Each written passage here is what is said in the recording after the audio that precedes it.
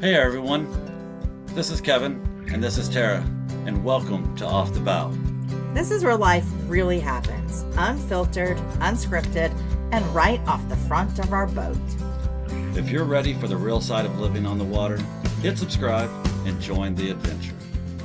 Hey everybody, so here we are on the bow of Honey Badger, and they are going to give us an interview of their boat and their experience so far and do a real quick rapid fire here. So, what's your name? Gary Lytle. Gary? Monica Lytle. Monica. Okay, very good. So, what kind of boat are we standing on right now? And why'd you choose this boat? And would you choose it again to do the loop?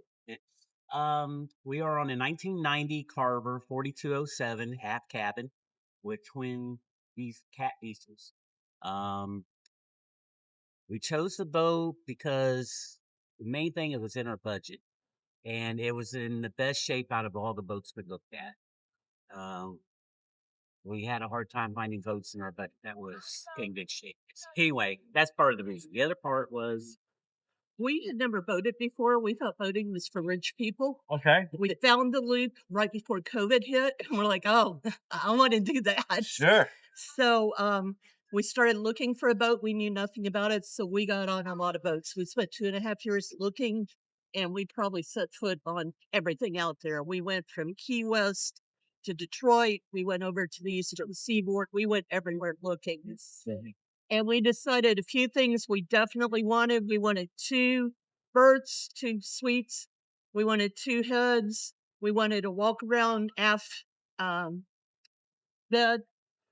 And then we kind of went from there. The Carver has a lot of room and a lot of storage. So we liked both of those facts about it. People come in and they're like, oh, this is bigger than I expected. So that's one of the reasons we wound up with this. And as he said, the budget was the other. We're only the 3rd owners of this boat in 1990. Nice. So Okay. everybody that's had it's loved it. And yeah, we'd probably buy this one again. yeah. Okay. What do you wish you'd known before you started the loop? It's a learning curve. It doesn't matter what you know, there are surprises every day. It's not a vacation, it's a lifestyle, it's a lot of work, but the good definitely outweighs the bad. Yeah. I wish I'd known how much work was going to go into this before we went into this, because it is more work than you. It's fun. Don't get me wrong. We have a great time, We're glad we're doing it. but prepping for the next day, getting The routes, planning the planning, is probably the hardest figuring part. out, and kind of not knowing what's coming. Yeah, there's all kinds of resources, but until you drive into it on your boat, because everybody's loop is different, is the famous saying, and it Absolutely. is.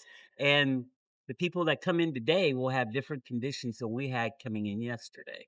You know, when you're on the East Coast, the tide changes, the wind blowing, everything changes every day for everybody. You And have to be really flexible yeah, and I wish I would have adaptable. known now.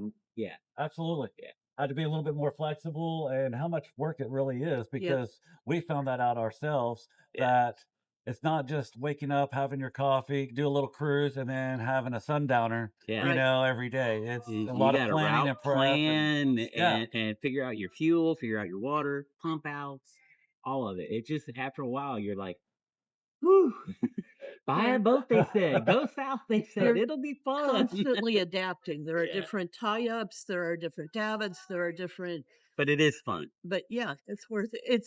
It feels good to meet the challenges. Good, good. So, what has been your biggest surprise? Good, bad, ugly, indifferent? Has there been a big surprise out there that just didn't know about? I think probably the biggest surprise was needing to get the bottom done in Iuka. Okay, yeah. We bought a freshwater boat and we And we decided to go to the Bahamas. We had to get ready for seawater. Okay. yeah, so it wasn't quite that. Freshwater boats are great to buy, from up north and bring them down, but you want to make sure they are prepped for saltwater. Our boat had a very soft antipiling on it and only had one layer, and it was already starting to chip because up north they'll just put on another coat every winter when or spring when they before they go back Absolutely. in, and when we got to Iuka, we only had one coat, and he's like, "Nah, you guys really need." And they were right. They were right, and so it turned into that was a bigger surprise than we expected. I would go a different route. I think the personal challenges, for one thing, we've been together roughly since 1982, but living one on one with somebody all the time, you really get to know if you're going to make it or not. Sure. What's it say? All this power in a little teeny bitty space. Right. But that, and sometimes it's the really small things like bug bites that just, a lot of places bugs are bad, a lot of places are not. But something like that, that little annoyance can really get under your skin. Our boat's big enough we can get away from each other if we need to. And I really think that's something to consider is Yeah. you've got to have a little space between Crying you couch. and knowing when to let things go. It's a lot Sure. of compromise. Absolutely. So, in reference to money, because everybody's so curious, Mhm. I know before we We were started the too. loop, we asked a lot of bloopers questions of, how much does it cost? And, and obviously it's always different from the boat type you get. Do you eat out and all of this other? So, not asking for a specific number or Right. anything, but for you all's budget, when you all started out, is your budget right in line, or have you spent more? Have you spent less? We're probably close. We're Yeah, I think higher we're on close. eating out and marina costs than we Thought planned, we'd be. Yeah. but we're lower on fuel because I budgeted 6 gallons an hour at basically $6 a gallon. Okay. Just because it's stupid high, I know, but evidently At it the was time, not it was. stupid It high. was 2 not. years later, it was not stupid high. Sure. But we were down on our gas. Um, I think for us, we're probably on schedule, and Yep. that doesn't include the bottom. And But we also budgeted that there would be some yeah, we maintenance like budgeted that. So maintenance, which we just didn't know what it would be or where where it it would would be. be. Sure. I think we're on budget. I think there's a lot that's controllable in what you do.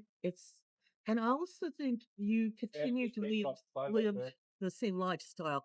We didn't tend to eat out a lot. We've always been kind of frugal, so that continues. So if you're a person that eats out every night before you do the loop, you're going to eat out every night on the loop. And again, the choices you make when you eat out affect it. We keep alcohol on board. We don't drink a lot of alcohol out, so that Sure. cuts the cost a lot.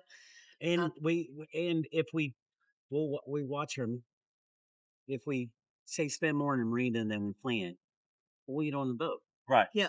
Or if So we go out to eat and we spend a little more than we plan, we'll we'll eat take a them. free wall or anchor. Yeah. Absolutely. So you can control the You can kind cost of, yeah. to a great degree. Sure. It's the choices you make. So Absolutely. yeah, we've been on budget. I think. Thanks, we're close.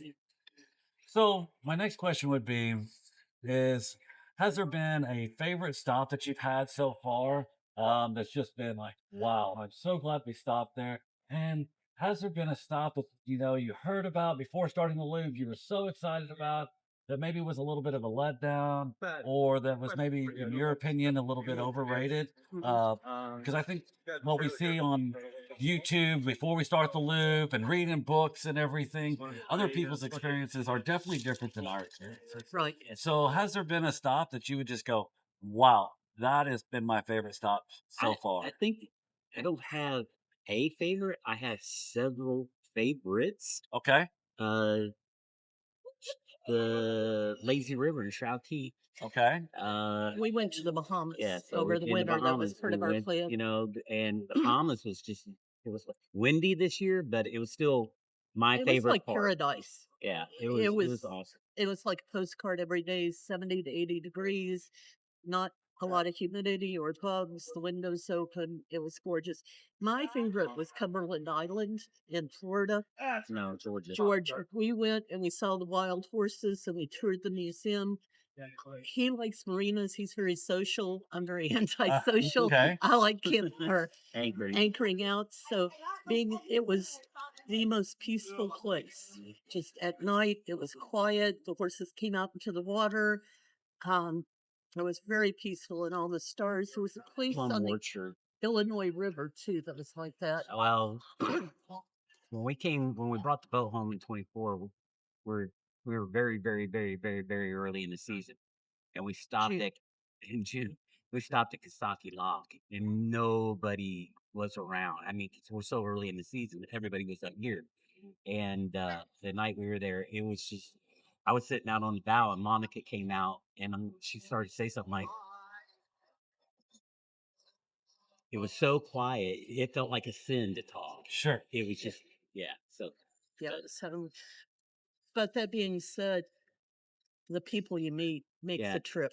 yeah, You it's know, the people. It's not the and places so much. we It's the people. started in October of last year. We've been down the rivers, through the Gulf, around Florida to the Bahamas, up the East Coast. We're almost done. But and we've only met one asshole. So that is a remarkable record. You know? That's It's the people. Ta-da!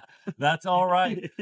My last question for you, because we 100% agree about the people, and that's we all hear about it before we start the loop. It's about the people. It's about the people. And if you all were like us, we were like, yeah, sure, that's just Yeah. Mhm. that's the cliche thing to say, and that's what everybody says. But that's really been true. I mean, it's really, really the honest statement of it's about. It It is. is. So And now my last question is, what advice would you give to a person or a couple that is getting ready to start the loop, that you wish that somebody would give you that little nugget, that little piece of advice that you would give somebody? Hmm. this was hard. We did a lot of research. We started planning 5, 5 6 years years before. beforehand. I meant to mention the Show and Joe had a YouTube channel, Yes. and Yeah. they were magnificent for looking at their budgeting. They kept it real, so we studied them a lot. We watched Andromeda live. Um, there were a bunch. We watched Techno, whoever. We do your research, and we Tide, did to me, tide and currents. And I know because we're everybody from the preaches that rivers. before you go. You hear about it. You'll be at the rendezvous, or you'll be at the the rendezvous and the great Get-togethers, yeah. get-togethers, doing your planning, and you think tides, currents. You know, I hate currents and I hate tides. Yeah. And I guess the one other thing is, if you if you go to the Bahamas and you do open water, you're going to burn more fuel in open water than you do on the lakes and the rivers. And I didn't. That was one thing that caught me off guard on our Bahamas.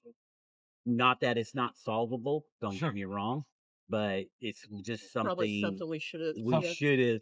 Something I you need to wish we plan had for. known we were going to burn more before we left. But I think with the tides and currents, if you're from Florida or the East Coast, that's probably not going to be a big shock from you. Being from Louisville, rivers and lakes, that was a big adjustment for Sure. us. So Yeah.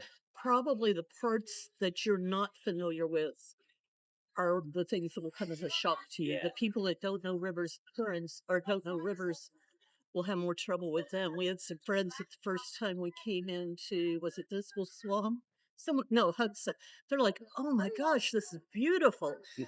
And because they hadn't experienced that, that Right. was our normal. Sure. So I think that part of it that you're not familiar with is the part that will get you. Absolutely. Yeah. Well, thank you all so much. I appreciate it, Gary. Thank you for you. your time. Thanks for having Monica, us. thank you so We much. enjoyed it. Thank you. Enjoyed it. Thanks everybody for watching this week's video of our interviews with loopers. This is going to be a regular thing. We've already interviewed other loopers that we're excited to bring to you. This will be coming to you on a regular basis. If you haven't hit that like and subscribe button, do so now. And we will see you all on the next video.